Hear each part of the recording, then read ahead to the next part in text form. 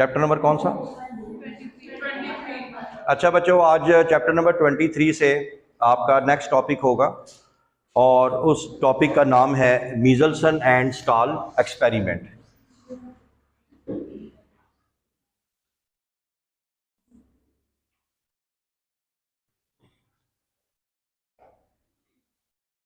मीजल्सन and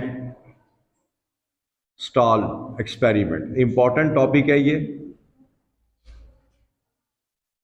experiment. Meselson and Stahl experiment जैसे नाम से ही जाहिर है कि ये दो साइंसदानों ने किया था, ठीक है। मैथ्यू मीजल्सन एंड स्टाल, ये दो थे साइंटिस्ट और इनका ताल्लुक था कैलिफोर्निया इंस्टीट्यूट ऑफ टेक्नोलॉजी से। कैलिफोर्निया इंस्टीट्यूट ऑफ टेक्नोलॉजी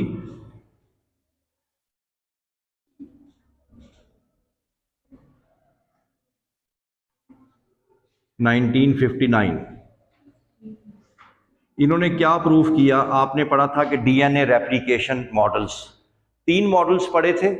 कौन कौन से? Conservative model, dispersive model and semi conservative model. तो इन्होंने ये प्रूफ किया था कि डीएनए जो है ये सेमी कंजर्वेटिव मॉडल के जरिए क्या करता है? रेप्लिकेट, ठीक है। तो ये सेमी कंजर्वेटिव मॉडल बहुत सिंपल सा एक एक्सपेरिमेंट है और इस एक्सपेरिमेंट के जरिए प्रूफ किया गया कि वाकई ही डीएनए जो है सेमी कंजर्वेटिव मॉडल के जरिए रेप्लिकेट करता है। कैसे किया जी एक्सपेरिमेंट? बस एक्सपेरिमेंट को समझें और ये 2 मिनट का सारा टॉपिक है, कोई इतना मुश्किल नहीं है। इन्होंने क्या किया? इन्होंने ये किया कि एक बैक्टीरिया लिया, उस बैक्टीरिया का नाम था ई कोलाई। कौन सा बैक्टीरिया? ये ई कोलाई है, Escherichia coli, E coli. E coli bacteria है तो डेफिनेटली इसके अंदर क्या चीज मौजूद होगी? इसके अंदर मौजूद होगा डीएनए। क्या मौजूद होगा? DNA. This is the DNA, ठीक है। बात समझ में आ गई? अब इन्होंने क्या किया कि इसका जो डीएनए है वो आइसोलेट किया गया, यानी बाहर निकाला। दिस इज द डीएनए और इसको एक सॉल्यूशन के अंदर सेंट्रीफ्यूज किया गया। सेंट्रीफ्यूगेशन आपने फर्स्ट ईयर में भी पढ़ा था। सेंट्रीफ्यूगेशन ट्यूब है ये। इस ट्यूब के अंदर डाला गया एक सॉल्यूशन, उस सॉल्यूशन का नाम था सीजियम क्लोराइड। सीजियम क्लोराइड, ठीक। अब ये जो सीजियम क्लोराइड है इसको क्यों यूज किया गया? इसको इसलिए यूज किया गया ताकि यहाँ पे ग्रेडियंट बन जाए। ग्रेडियंट का मतलब क्या हुआ? हल्का, वजनी, ठीक है, ताकि मुख्तलिफ इसकी लेयर्स बन जाए। और इसका जो डीएनए है, जब इसके डीएनए को इसके अंदर डाला गया सीजियम क्लोराइड के अंदर और इसको सेंट्रीफ्यूज किया गया, तो इसका जो डीएनए है वो तैरने लग गया सीजियम क्लोराइड की टॉप पे जाके। कहाँ पे? टॉप पे। इसका मतलब ये हुआ कि ये जो अनट्रीटेड डीएनए है, जो नेचुरल डीएनए है, उसको अगर सीजियम क्लोराइड में अगर आप स्पिन करेंगे, सेंट्रीफ्यूगेट करेंगे, तो वो कहाँ पे फ्लोट करेगा? सब पे, टॉप पे करेगा। ऐसा एक्सपेरिमेंट जिसमें हम कोई भी ट्रीटमेंट नहीं देते, नेचुरल लेके आते हैं। नेचुरल डीएनए था, नेचुरल डीएनए को ही हम लोगों ने सेंट्रीफ्यूज किया। ये एक्सपेरिमेंट कहलाएगा कंट्रोल एक्सपेरिमेंट। कौन सा एक्सपेरिमेंट? Control experiment. बात समझ में आ गई? फिर इन्होंने क्या किया? नेक्स्ट स्टेज ये कि यही ई कोलाई लिया और इस ई कोलाई को एक पेट्री डिश में डाला गया और इस पेट्री डिश में डाला गया, लेकिन ये आ गया ई कोलाई। और लेकिन इस दफा इसको जो खुराक दी गई वो एक आइसोटोप दिया गया। आइसोटोप देखिएगा कौन सा दिया गया? P, nitrogen. हाँ नाइट्रोजन, बिल्कुल सही है। N15 क्या चीज, N15। अब याद रखो ये डीएनए है और आप पढ़ के आ चुके हैं कि डीएनए में क्या होती है, nitrogenous base. Natural nitrogenous base का एटॉमिक मास कितना होता है, 14। इसमें क्या डाला गया, N15। यहां पे इन्होंने इसको अनलिमिटेड जनरेशन के लिए रखा, अनलिमिटेड जनरेशन, यानी यहां पे इसने रेप्लिकेट किया, बार रेप्लिकेट किया, ठीक है, और इतनी दफा रेप्लिकेट किया कि जितने भी डीएनए थे इसके अंदर, जैसे ये देखें, ये वही वाला इकोलाई आ गया, दिस इज इकोलाई। ये डीएनए को मैं यूं बना देता हूं ताकि जरा समझने में आसानी हो। तो ये देखें, ये डीएनए आ गया। अब इसके दोनों तरफ क्या लग गया, 15 एंड 15, क्योंकि डीएनए जब रेप्लिकेट करेगा, रेप्लिकेट करने के लिए इसको नाइट्रोजन लेनी पड़ेगी, लेकिन बाहर हमने नाइट्रोजन कौन सी रखी हुई थी, 15। तो लिहाजा इसके सारे डीएनए के अंदर क्या लगना शुरू हो गया, 15। यहां भी मैं इसको थोड़ा चेंज कर देता हूं ताकि आपको समझने में आसानी हो। ये डीएनए था इसका डबल स्ट्रैंडेड, ये नेचुरल था, नेचुरल डीएनए, इधर भी 14 और इधर भी 14, क्योंकि आपको याद होगा एडेनिन के ऑपोजिट क्या होता है, थायमीन। अगर इधर नाइट्रोजन है एडेनिन में तो थायमीन में भी क्या होगी, नाइट्रोजन। ऐसे ही है। अब क्या किया इन्होंने, अब इन्होंने जब ये सारे के सारे N15 बैक्टीरिया तैयार हो गए तो इन्होंने इसके 3 सैंपल्स बनाए। पहला सैंपल N15 वाले से उठाया, N15 वाले से उठाया और इसमें रखा, और अब इसके अंदर जो नाइट्रोजन रखी गई वो नॉर्मल नाइट्रोजन रखी गई N14। कौन सी रखी गई, N14। और इन्होंने जब यहां से बैक्टीरिया उठाया, यहां रखा, कितने मिनट के लिए, 0 मिनट के लिए।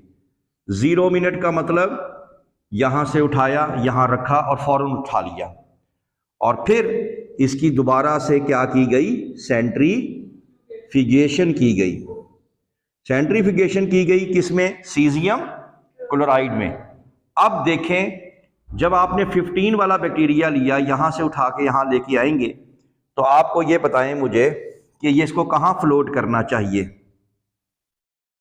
शाबाश, कोई आइडिया हो आप लोगों को। बैक्टीरिया लिया 15 वाला, कहां रखा, 14 में, कितनी देर के लिए, चंद सेकंड के लिए रखा और उठा के इसमें डाल दिया।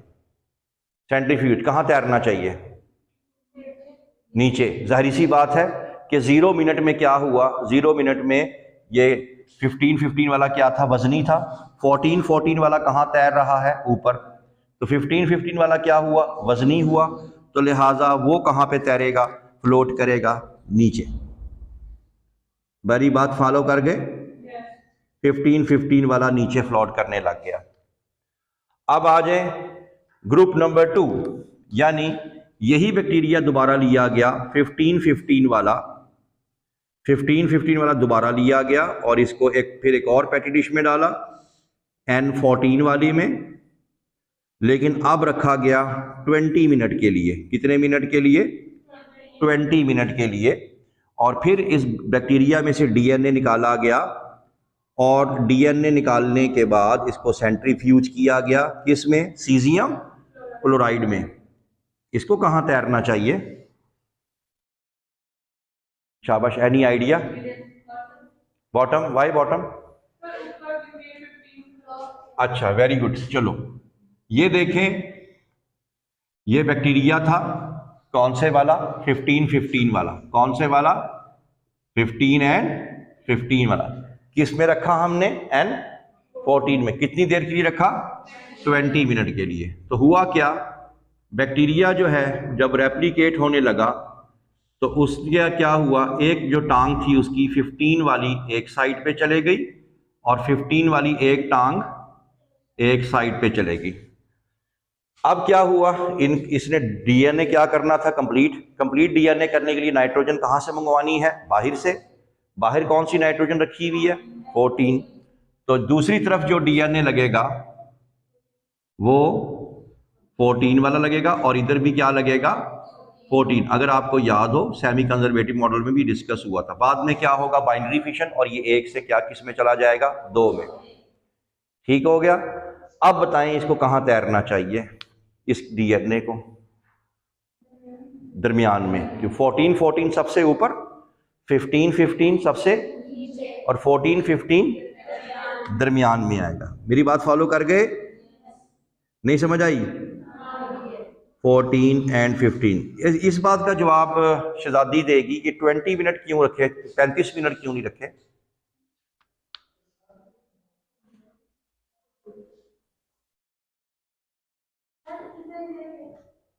क्या कहती है? क्या कहती है?